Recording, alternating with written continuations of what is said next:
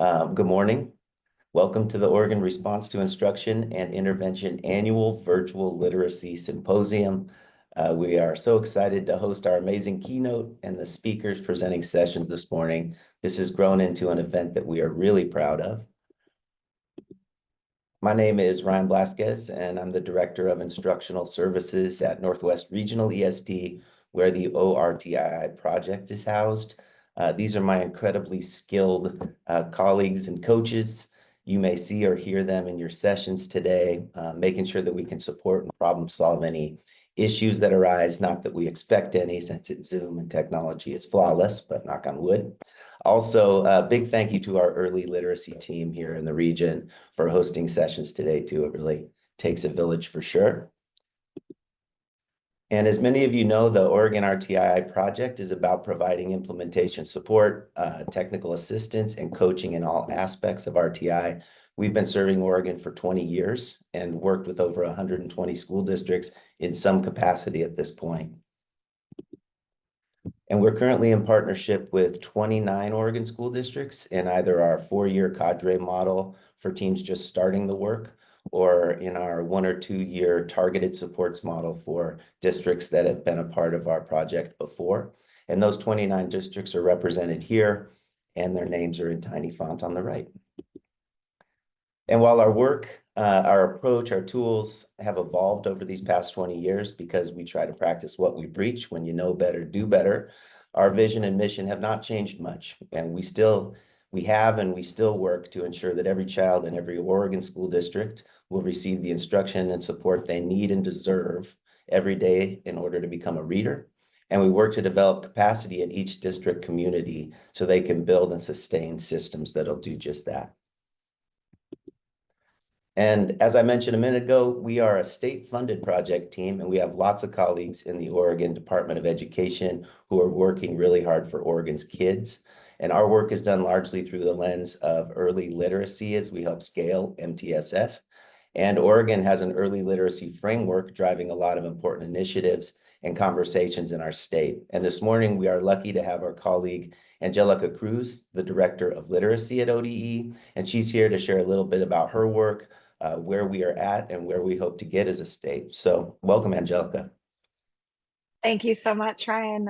Good morning, everyone. As Ryan shared, my name is Angelica Cruz. My pronouns are she, her, and I have the great pleasure of serving as the Director of Literacy at our Oregon Department of Education. Today, I'm going to share a little bit about where we are at, the state of the state, if you will, a little overview of our ELA OSAS data, and then a little bit about what we are working to do at the department to improve it.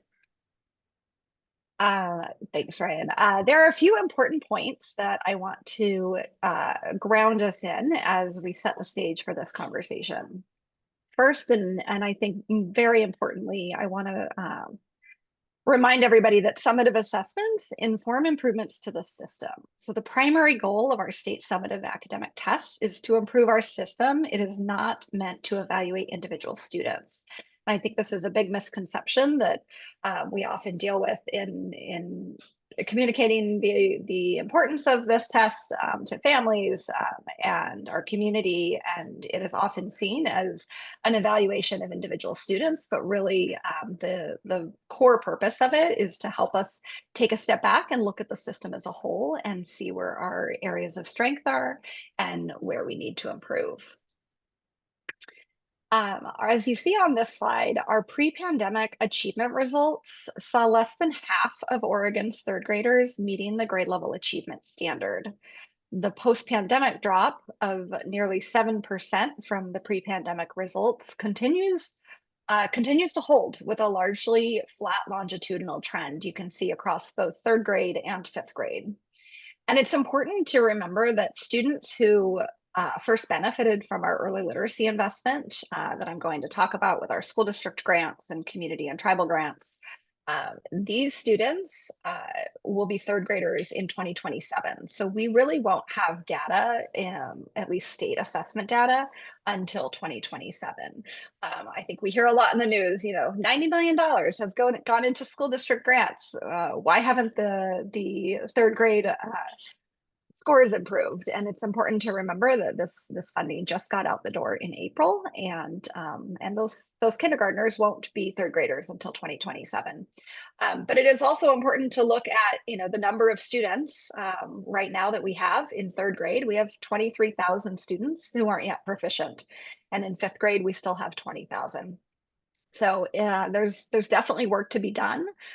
We have a lot of recovering from the pandemic yet to see. And that's what I'm going to talk about next. I also want to clarify what proficiency at third grade means. Oftentimes, there's an equating of proficiency on the third grade ELA tests to foundational literacy skills. And you hear, 39%, only 39% of our third graders are actually reading, which really is not accurate. It doesn't mean they can't read.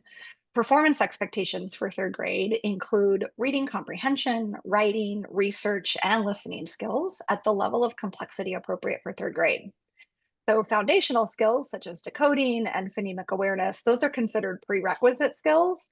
And it is not, it's really not fair to equate the proficiency on our third grade OSAS to how many kids are reading in our state. The fact is, though, oh, sorry, no, that's fine. Go ahead, Ryan. You could go on.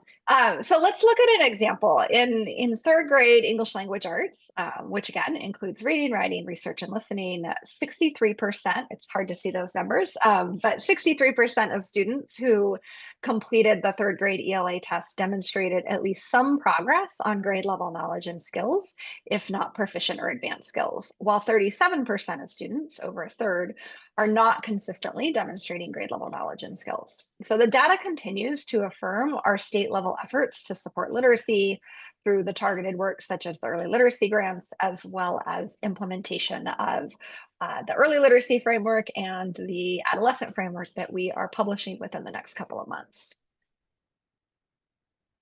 There also is a clear connection between reading and writing. We know that students have more opportunities to write about what they read. When students have more opportunities to write about what they read, they are more likely to be proficient. According to the SEED survey, several of you might be familiar with this. It's the Student Educational Equity Development Survey that students take in Oregon. Students who met the ELA achievement standard reported that their teacher often asked them to write about what they had read. So we all know the importance of connecting reading and writing, and this data really reflects what we know is best for student learning. So the million-dollar question now is, okay, we know it's important to have students write about what they read. We know our students are not yet proficient as a state. What are we going to do about it? So as you may know, the Oregon legislature passed House Bill 3198 back in August of 2023. And this bill provided $90 million of funding for school district grants, as well as funding for community and tribal grants, and also a component for birth to 5 funding. The early literacy framework really serves as the backbone for implementation of each part of this initiative. And then in addition to the grants, we had significant revisions made to our teacher prep programs through the Educator Preparation Council last year, which will really ensure that the framework is taught within our educator preparation programs, and teachers will come as new teachers knowing what the framework is and have some background in how to teach students how to read. Additionally, ODE has been working over the past year to provide supports around both the framework and the implementation of the school district grants.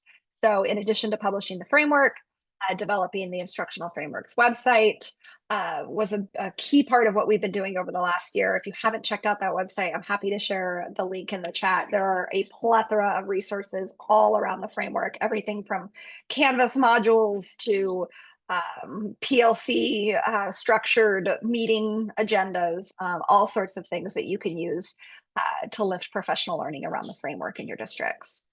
Of course, we rolled out the $90 million to Oregon school districts and charters through the Early Literacy Success School District grants. And we are currently working on developing lists of approved providers for districts to use when selecting professional development, coaching, or high dosage tutoring providers, so that districts don't have to do all that vetting and shopping around. You'll be able to just point to ODE's list and look up the list of approved providers and know that they've been thoroughly vetted by ODE. Finally, we are developing allowable use guides to support districts in prioritizing how to spend those grant dollars. So these guides will really help districts evaluate all of the 5 allowable uses and determine which ones are most in need of improvement within your districts. A little bit of a diving deeper on the next slide. We've got, thanks, Ryan. Within these provider lists, there will be 3 different provider lists. So there'll be a list for PD providers, there'll be a list of coaching providers, and there'll be a list of high dosage tutoring providers. And then we will also have internal criteria. So for district-led programming, if a district chooses not to hire somebody externally to come in and do those things, there'll be internal criteria that districts can use to self-assess basically their high dosage tutoring programs, their extended learning programs, and how to select supplemental materials. We all know there are a million different materials on the market for acceleration, for assessment, for intervention, all types of different materials floating around. And it's hard to decide which ones to pick and which ones complement your core curriculum. So these criteria we are hoping will be really helpful for districts to use as they make their purchasing decisions. And then finally, a deeper dive into the best practice guides that I referenced earlier. These best practice guides, we are hoping will be a really good resource to support districts and schools in effectively using their early literacy success school district grant funding to enhance literacy outcomes and to support the development and sustainability of a comprehensive literacy plan. So there will be detailed guides for the criteria. They will include the criteria that has to be met in order to use the funding, as well as implementation best practices and considerations for selection and successful implementation. They'll also have a sort of a rubric, if you will, for the process of implementation. So districts can self-assess, are we beginning, are we progressing, or are we optimizing with a specific allowable use?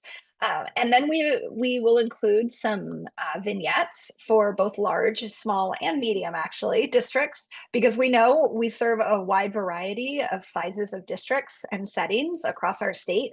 And we wanted to make sure that these included both, our large districts, Beaverton, Salem, PPS, as well as our tiny districts out in, rural Eastern Oregon that might have 5 to 100 kids. We wanted to make sure that there was a wide variety of vignettes of how do you do this in a different setting that isn't the traditional large district that most of the research is around that we find. So these best practice guides we hope will be really helpful in guiding districts on how to use their funding to be able to begin to shift those outcomes for our students. Because as we saw at the beginning of my presentation, we know we need to do better. We know that there's a lot of growth and there's urgency around that. And we also know it's going to be a few years before we see that state assessment data change. So we are here for you at ODE to support you in your journey. And with that, I'll pass it back over to Ryan. Awesome. Thank you so much, Angelica. I know speaking for our team, having this statewide clarity and coherence has been really great as we support and coach. And these literacy initiatives are really timely. We look forward to teaming with you more. And we'll be sustaining these literacy and RTI conversations at our spring conference this April in Portland.